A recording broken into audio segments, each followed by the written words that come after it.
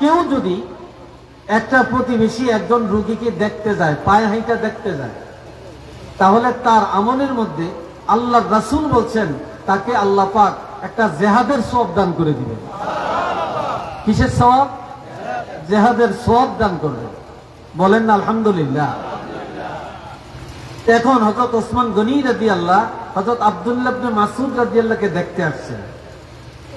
দেখতে এসে এখন কপালে হাত দিছে এইভাবে, আর এক হাতে ডাইন হাতে ধরছে, দুইটা বলতেছে ইয়া রাফিকি বা ইয়া হাবিবি, হে আমার বন্ধু, মা তাশতাকি, তোমার কি হয়েছে, তোমার কাছে কেমন লাগে,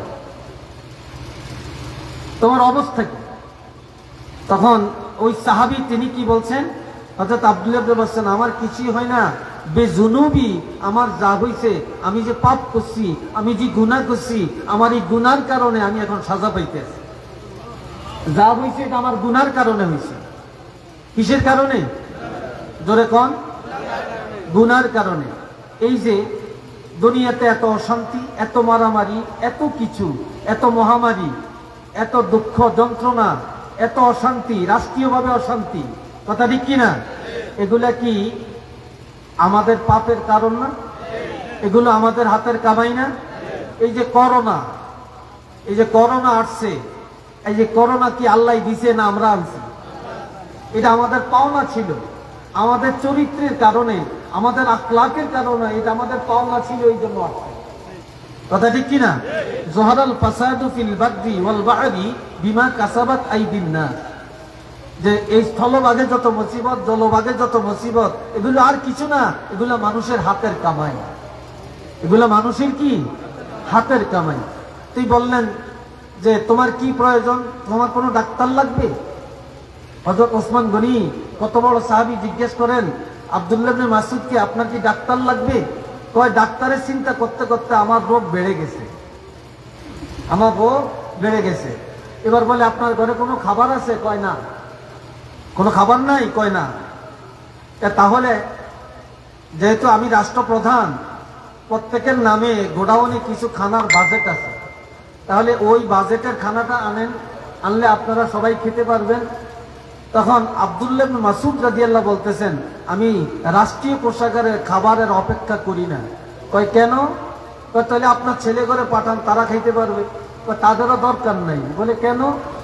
আল্লাহ রাসূলের একটা হাদিস আমি আমল করি, আর এই হাদিসটা আমার সন্তানকে আমি শিক্ষা দিছি, এই জন্য আমি দুনিয়ার গোডাউনের খানার অপেক্ষা করি না, আমি আল্লাহর খানার অপেক্ষায় আছি।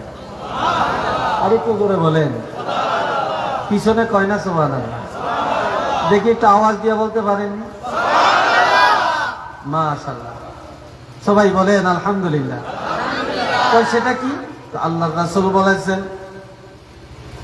প্রতিদিন রাত্রি বেলায় ঘুম যাওয়ার আগে ওযু করে যে ঘরের যে মহিলা কোরআন পড়তে জানে, যেই পুরুষটা কোরআন পড়তে জানে, সে যেন সূরা ওয়াকিয়া তেলাওয়াত করে রাত্রে ঘুমায়া যায়। রাসূল বলেছেন যে মহিলা, যে পুত্রবধূ, যে শাশুড়ি, যে ভাবি, যে চাচি, যে খালা আম্মা, যে ফুফি আম্মা, যে যুবক, যে বুড়া ঘরের মধ্যে সূরা ওয়াকিয়া রাত্রিবেলায় তেলাওয়াত করবে, রাত্রিবেলায় সূরা ওয়াকিয়া তেলাওয়াত করে ঘুমায়া যাবে, এই দুনিয়ায় কারো কাছে তার খানার জন্য হাত পাতা লাগবে না, তার রিজিকের ফয়সালা আল্লাহর পক্ষ থেকে হয়ে যাবে। তো জোরে বলেন মারহাবা, আবার বলেন আলহামদুলিল্লাহ। তাহলে আমি এই ওসমান গনি আপনার গোডাউনের খানা আমি চাই না, আমি আল্লাহর গোডাউনের, আল্লাহর আদালতের খানার অপেক্ষায় আছি। সবাই বলেন না আলহামদুলিল্লাহ, অপেক্ষায় আছে। প্রিয় হাজিরিন, আসেন আমরা একটু ওগুলো আমল করি, এগুলো আমল করি। আমরা আমলের কাছে যাইতে চাই না। এইবারে আসেন, আমরা এই দুনিয়াতে এখানে কেউ 80 বছর হায়াত পেয়েছেন, কেউ 90 বছর, কেউ 40 বছর, কেউ 30 বছর, কেউ 20 বছরের লোক আছেন না? কেউ 15 বছরের যুবক এখানে আছেন, আসেননি? আমাদের হায়াত কে দিছে? জোরে কোন? আল্লাহ। এখন বলবেন কি, আপনি যে এত হায়াত দিছে, কত মানুষ আপনার আগে চলে গেছে, আপনি এখনো বাইচে রয়েছেন, আপনার সকল মুহূর্তে এই শুকুরটা আদায় করার দরকার আছে কিনা? তাহলে কার আদায়, কি আদায় করবেন? আলহামদুলিল্লাহ বলেন, আর একটু জোরে কোন আলহামদুলিল্লাহ। এবার কার প্রশংসা করলেন? জোরে বলেন, কার প্রশংসা করলেন? আল্লাহ। এখন এই সূরা ফাতিহা, আল্লাহ বললেন একদিন যে এই সূরা ফাতিহার মধ্যে দুইটা অংশ, একটা অংশ আমি আল্লাহর জন্য, আরেকটা অংশ আমার বান্দার জন্য। সুবহানাল্লাহ। সূরা ফাতিহার মধ্যে কয়টা অংশ? এই যুবকেরা বলো, কয়টা অংশ? পিছনের ওই যে দুইটা যুবক কি করছে, কথা বলছে কেন? কি বলছি বলো তো? সূরা ফাতিহার মধ্যে কয়টা অংশ? দুইটা অংশ। একটু জোরে বলেন। এক অংশ আল্লাহর, আরেক অংশ বান্দার জন্য। বলেন না আলহামদুলিল্লাহ। আমরা তো সবাই সূরা ফাতিহা পড়ি। আপনারা বলবেন হুজুর কি ওয়াজ করেন, সূরা ফাতিহার ওয়াজ করছেন আপনি? আমি এতক্ষণ যা বলছি এই সূরা ফাতিহার সাবস্টেন্স বলছি। কিন্তু এবার আসেন, এক অংশ হলো আল্লাহর জন্য। আল্লাহর জন্য কতটুকু? যখন বলেন আলহামদুলিল্লাহি রাব্বিল আলামিন, প্রশংসা কার? প্রশংসার মালিক কে? আরো জোরে কোন। কেন প্রশংসা করবেন? যেহেতু বাঁচায় আল্লাহ, খাওয়ায় আল্লাহ, মারে আল্লাহ, তারপরে আপনাকে হায়াত দিছে কে? আল্লাহ। আপনাকে বৃদ্ধ বানাইছে কে? আপনারে সন্তান দিছে কে? আপনারে টাকা পয়সা দিছে কে? আপনারে লেখাপড়া দিছে কে? আপনারে জ্ঞান দিছে কে? কত মানুষের ব্রেন আছে, মাথা আছে, কিন্তু ব্রেনে কাজ করে না। কত মানুষের চোখ আছে কিন্তু দেখে না। কত মানুষের মুখ আছে, কথা বলতে পারে না। কত মানুষের হাত নাই, কত মানুষের পাও নাই। আমি আর আপনি কত সুস্থ, তা আমরা প্রতি মুহূর্তে প্রত্যেকটা কাজে, প্রত্যেকটা ক্ষেত্রে প্রশংসা করব কার? জোরে বলেন কার? আল্লাহ। যাকে আল্লাহ ছেলে দিছে, প্রশংসা কার? যারে ছেলে দেয় না, শুধু মাইয়া দিছে, এই জন্য কি প্রশংসা করবেন না? জোরে কোন। প্রশংসা কার? আল্লাহ। জোরে বলেন আলহামদুলিল্লাহ। আর যারে আল্লাহ ছেলেও দেয় না, মেয়েও দেয় না, কি করবেন? জোরে বলেন কি? আলহামদুলিল্লাহ কোন অবস্থায়? মনে রাখবেন, আলহামদুলিল্লাহ আলা কুল্লি হাল বেগায়ের কুফরে ওয়াদ দালাল। সকল অবস্থায়, প্রত্যেকটা কাজে আলহামদুলিল্লাহ তার আল্লাহ শুকর আদায় করা লাগবে। তবে শুধু কুফরি আর গুমরাহি ব্যতীত, কুফরি আর গুমরাহি ব্যতীত। কথা বলছেন? সকল ক্ষেত্রে, সকল কাজে, সকল মুহূর্তে প্রশংসা করব কার? এখন যে আল্লাহর প্রশংসা, আল্লাহ কি? রব্বিল আলামিন। পড়েন আমার সাথে, রব্বিল আলামিন। যিনি বিশ্ব জগতের প্রতিপালক। আমাদের অভিভাবক কে? আমরা যে এখন এখানে আছি, আমাদেরকে আনছে কে? আমাদের প্রতিপালক, আমাদের অভিভাবক, আমাদের পরিচালক কে? আমাদের পরিচালক। যিনি পরিচালক, রাত্রে একটু পরে গিয়ে আপনারা ঘুমিয়ে যাবেন। যিনি পরিচালক, যিনি আমাদের অভিভাবক, তিনি কি ঘুমাবেন? জোরে বলেন, ঘুমাবেন? ঘুমাবেন না। যে আল্লাহর ঘুম নাই, বান্দাকে পাহারা দেন, প্রশংসা কার? সে আল্লাহ, যিনি বান্দার প্রতিপালক, সারা জগতের প্রতিপালক, বিশ্ব জগতের প্রতিপালক, যিনি অভিভাবক, যিনি পরিচালক। এখন মনে করেন, গত 2-3 দিন আগে আমি আমার এলাকায় দেখি রাত্রে মাইকে প্রচার করতেছে, সিলেট মাজারও যাইব। রাস্তা দিয়ে প্রচার করে দেখি, মাজারে যাইব, 1000 টাকা ভাড়া, কারা কারা যাইব, অমুক জায়গায় যোগাযোগ করতে বলছে। তা আমি হঠাৎ করে একটু কান পেটটা শুনলাম। তো এইভাবে অনেকে কক্সবাজার যায় না, সমুদ্র সৈকত দেখতে যায়, সেন্টমাটি যায়, আবার বিভিন্ন রিসোর্টে যায় কি না, গাড়ি ভাড়া করে যায়। তা আপনাদের এই গিলাতলি, চাপাতলি, বাড়িগাঁও মিল্লা একটা গাড়ি ভাড়া করছেন। এখন গাড়িটায় 50 জন যাত্রী ধরে। এখন গাড়িটা এখান থেকে ছাড়িয়ে আসতে ওই নারায়ণপুরের ওই রাস্তায় কোথায় গেছে? মতলব। রাত 10টায় ছাড়িয়ে গেছে। তো মতলব গেছে, মতলবের থেকে বাবুরহাট গেছে। এখন বাগুড়ার থেকে সোজা রাস্তা এখন চারটিয়ার থেকে কুমিল্লার দিকে রওনা করছে, ঠিক কিনা? এইবার সব প্যাসেঞ্জাররা এই সিটটারে টান দিয়া লম্বা করে পালিয়া এখন ঘুম যাইতেছে। যায়নিও কেউ ভাই, যায়নি, ঘুম যাইতে আছে। এখন ড্রাইভারে বা টিভিন অফ করে দিছে। এবার ড্রাইভারে পিছনে নজর দিয়ে দেখে সব প্যাসেঞ্জাররা ঘুম যায়, যাত্রীরা কি করে? ঘুম যাইতেছে, সিটটা লম্বা করিয়া পালিয়ে দিয়া ঘুম যাইতেছে। ড্রাইভারে তো রাস্তা তো সোজা, রাস্তা সোজা, গাড়ি চলো, ব্যাকে ঘুম যায়। আমি আর বসে থাকতাম, ফিরতাম, আমিও ঘুম যাই। গাড়িটা চলবো নি রে ভাই? এই জোরে বলেন, গাড়িটা চলবে? গাড়িটা কোথায় যাইব? গাড়ি হ্যাঁ ভালো যাইব, খাদো যাইব, না হলে সব শেষ হয়ে যাইব। কথা ঠিক কিনা? এই জন্য আল্লাহ বলতেছেন, আল্লাহু লা ইলাহা ইল্লা হুয়াল হাইয়ুল কাইয়্যুম লা তা'খুযুহু সিনাতুন ওয়ালা নাওম। তিনি আল্লাহ, আল্লাহ ছাড়া কোনো ইলা নাই, কোনো মাবুদ নাই, কোনো সত্তা নাই। তিনি একমাত্র আল্লাহ। আছেন কে? আল্লাহ। তিনি চিরস্থায়ী, চিরঞ্জীবী। তার ঘুম নাই, তার জুরানিও নাই। এটা সুবহানাল্লাহ বলেন না? আল্লাহর ঘুম আছে? আল্লাহ জুরানি আছে? জুরানি নাই। তাইলে আমরা ঘুম যাই, সারা জগৎ ঘুমায়, কিন্তু পরিচালক ঘুমায় না। যেই পরিচালকের ঘুম নাই তিনি হলেন সুবহান। এই জন্য প্রশংসা কার? জোরে বলেন, প্রশংসা কার? আল্লাহ। সবাই বলেন আলহামদুলিল্লাহ। আরে জোরে বলেন আলহামদুলিল্লাহ। আপনি সারাদিন এক ওয়াক্ত নামাজ পড়লেন না, আপনি সারাদিন আল্লাহর একটা হুকুম পালন করলেন না, নবীর একটা সুন্নত আদায় করলেন না। আচ্ছা, সারাদিন তাস খেলাইলেন, সারাদিন জুয়া খেললেন, সারাদিন যুবকরা সহ মাস্তানি করলেন, তারপরে আপনি রাস্তায় রাস্তায় হাঁটলেন, আপনি মদ পান করলেন, আপনি গাঞ্জা খাইলেন, তারপরে আপনি ইয়াবা খাইলেন, আপনি আজে আড্ডা দিলেন, আপনি মোবাইল নিয়ে কাটাইলেন, আর দিনের বলে 3 বার খাইলেন, পাক খারাপ হইলে আবার মার সাথে রাগারাগি, বেগমের সাথে রাগারাগি, তারপর আজকে এইটা কেন, ওইটা দেয় না কেন, এই খাইলেন, এই খায়া যায়া আবার আপনার শয়তানি শুরু করলেন। এখন এই যে রিজিকটা খাইলেন, খায়া মুখে বললেন আলহামদুলিল্লাহ। কথা ঠিক কিনা? কি বললেন? আলহামদুলিল্লাহ। আপনি শুকুর আদায় হয়েছেনি? হয় নাই। কি বলেন? শুকুর আদায় হয় নাই।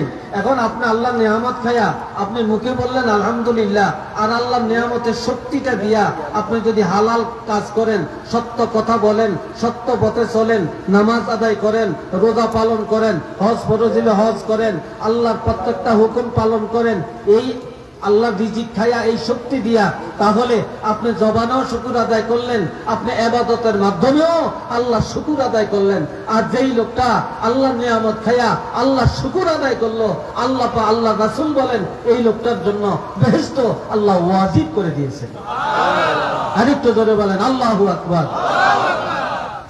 বলেন আলহামদুলিল্লাহি রাব্বিল আলামিন।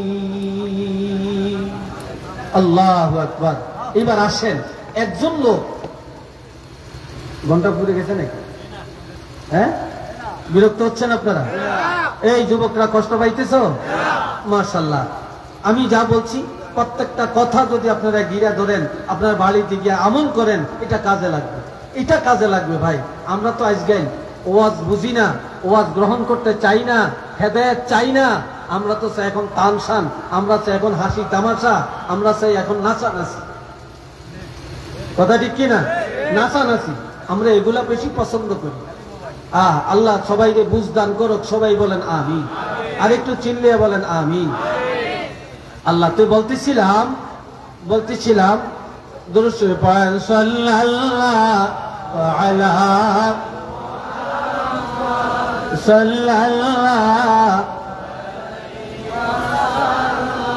সবাই বলেন আলহামদুলিল্লাহ।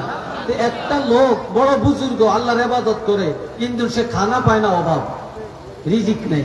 কি নাই? রিজিক নাই।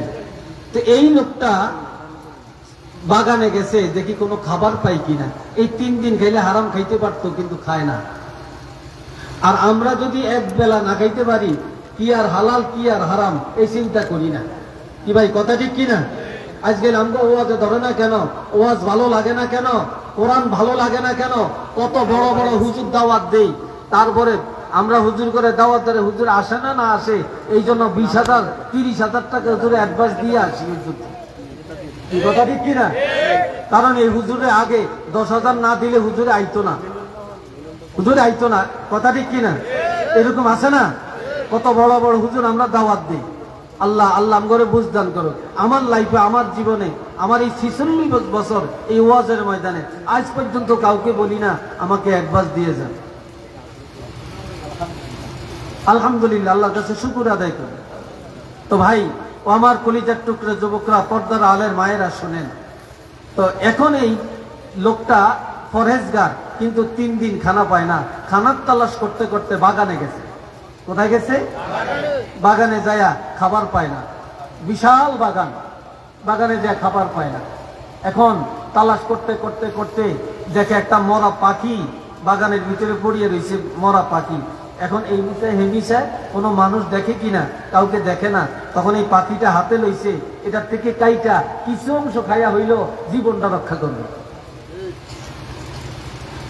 এমন সময় একজন ধনী হালাল ভাবে ব্যবসা করে, এই লোকটা নিয়ত করেছে তার হালাল ব্যবসার টাকা একজন গরিবের সদকা দিবে। সেও রাস্তায় রাস্তায় গরিব তালাশ করে, গরিব পায় না। গরিব না পায় সে সোজা বাগানে যায়। গরিব তালাশ করার জন্য কোথায় যায়? বাগানে যায়।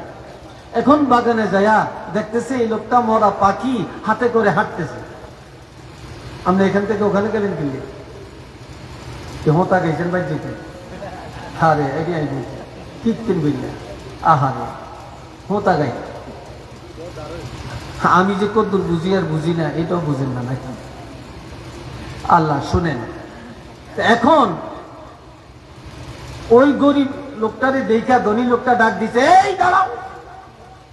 দাঁড়াইছে, আমি কিছু হালাল টাকা সদকা দিব, গরিব খুঁজে পাই না, তবে আমি দূরের থেকে দেখে তোমারে ভালো লাগবে, এই নাও আমার হালাল টাকা, তোমারে সদকা দিলাম। সুবহানাল্লাহ বলতেন না? তোমারে কি দিলাম?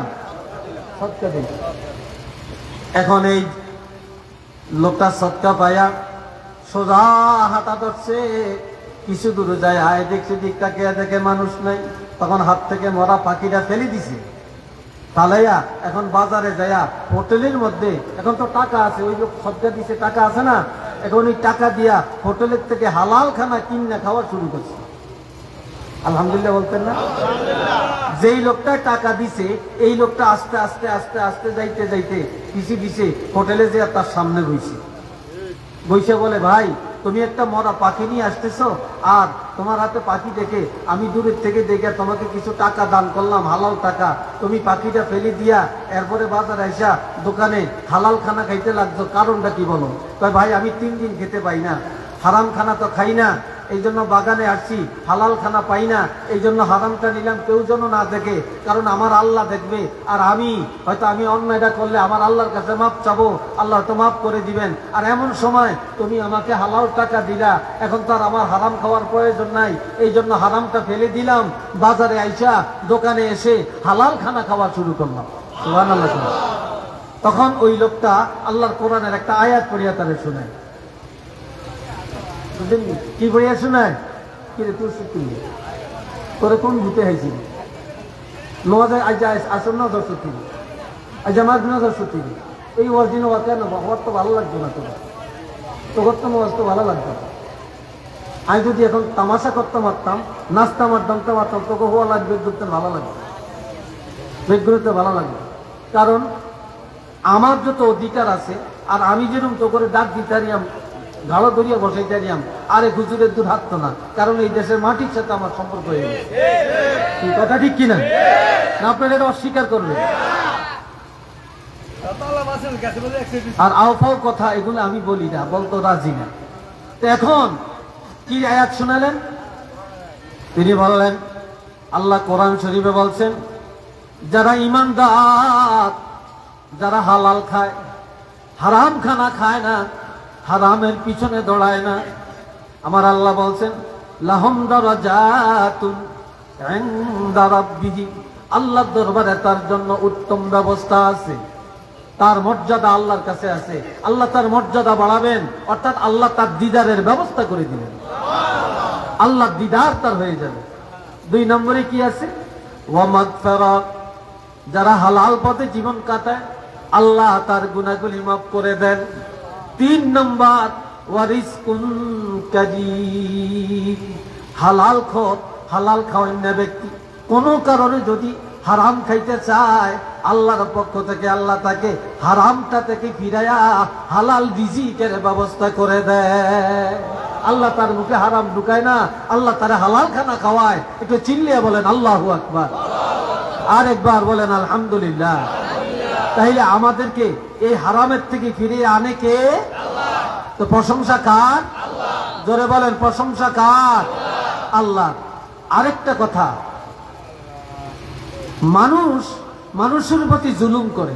সবচেয়ে বড় জুলুম কোনটা জানেন? সবচেয়ে বড় জুলুম হলো বাক শক্তি বন্ধ করা। আপনার বাড়িতে একজন নেতা আছে, এটার ডরে আপনি কথা কন না, আপনার মুখ বন্ধ। কি কথা ঠিক কিনা? এটার ডরে আপনি কথা কন না, আপনার মুখ বন্ধ। ডরে কথা কন না, কি জানি আবার এতে মামলা দেয়নি, আবার আমার পিড়া পুড়া দেয়নি, ডরে। কথা ঠিক কিনা? আপনারা হয়তো অনেকে রাগ করবেন যে এই দেশের আলেমদের জবান বন্ধ ছিল, এই দেশের সুদীজনের জবান বন্ধ ছিল, এই দেশের মুনাজাত বন্ধ ছিল। অর্থাৎ আমরা ইচ্ছা করে অনেকের জন্য দোয়া করতে পারি না, আমরা হক কথা বলতে পারি না, আমরা আলেমের জন্য দোয়া করতে পারি না, আমরা একজন মাজলুম উলামায়ে কেরামের জন্য, একজন ভালো মুসলমানের জন্য আমরা দোয়া করতে পারি না। যখন শুনছে যে অমুক মাওলানা অমুকের জন্য দোয়া করছে, তখন তার হাতে হ্যান্ডকাপ, তাকে অ্যারেস্ট, তাকে নিয়ে জেলখানায়। সে মৌলবাদী হয়, সে রাজাকার হয়, সে জঙ্গিবাদ হয়। কথা ঠিক কিনা আপনারা বলেন? আরেকটু জোরে বলা হয় কিনা? আর এই আলেমদের প্রতি এই জুলুম করার কারণে, এই জাতির এই বাকশক্তি আওয়ামী লীগ সরকার বন্ধ করার কারণে আল্লাহর পক্ষ থেকে আল্লাহ গজব পাঠাইছে কিনা বলেন? আরো জোরে বলেন আল্লাহ পাঠাইছে কিনা বলেন? এই দেশের আলেমদের জবান বন্ধ হয়ে গেছিল, আল্লাহ সে আলেমদের জবানকে খুলে দিয়েছে। প্রিয় কথা ঠিক কিনা বলেন? আলেমদের প্রতি যারা জুলুম করে তারা কখনো টিকতে পারে না, গজব আল্লাহর পক্ষ থেকে চলে আসে। কি ভাই কথা ঠিক কিনা? আল্লাহর পক্ষ থেকে চলে আসে। আপনারা কলবরি পাইছেন? কিরে যুবকরা, কলবরি পাইছো? হ্যাঁ, কলবরি। কলের মধ্যে যখন বড় রুই মাছটা ধরে, তখন আপনারা কি করেন? টান মারেন না রশ্মি ঢিল দেন? জোরে কন। রশ্মি ঢিল দেন না? বড়শিটা হাতে থাকে আর ইয়া করতে থাকেন, রশিটা ঢিল দেয় আর মাছে এমি দৌড়ায়, হেমি দৌড়ায়, অমি দৌড়ায়, দৌড়াদৌড়ি করিয়া যখন থেকে মাছ গালির মধ্যে ভালো করে আটকাইছে, এইবার কল টানা শুরু করে। কি ঠিক কিনা? এবার কি মাছ যাইতে পারে? এবার যাওয়ার ক্ষমতা নাই।